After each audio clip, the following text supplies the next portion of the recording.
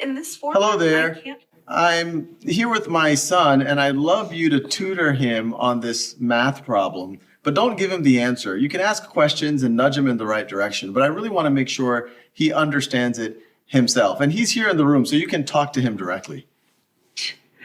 Of course, I'd be happy to help. Let's look at the problem together.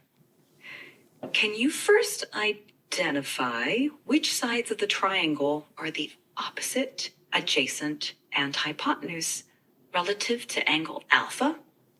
All right, so I'm pretty sure this is the angle alpha right here, right? Perfect. That's correct.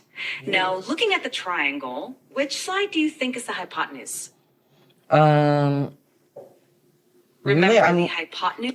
I'm not totally sure. I think it might be this one, but I really am not sure. This side AC. You're close. Actually, side AC is called the adjacent side to the angle alpha. The hypotenuse is the longest side of a right triangle and is directly opposite the right angle. Can you find which one is the hypotenuse? Oh, okay, I see. So I think the hypotenuse is this really long side from A to B. Would that be correct? Exactly. Well done.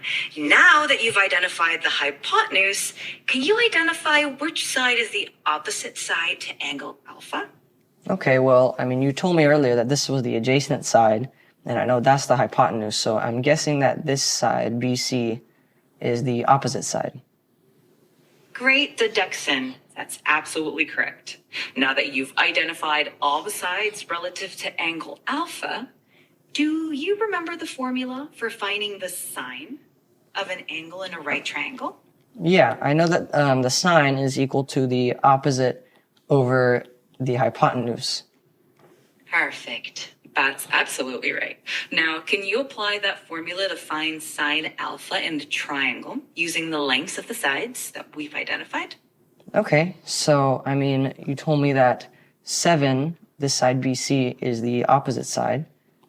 And then you said that the hypotenuse is the longest side, so that would be this side AB, which is 25.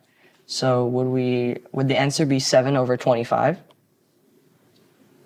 Excellent work. That's correct. Sine alpha equals 7 over 25. You did a great job identifying the sides and using the sine formula. If you have any more questions, feel free to ask.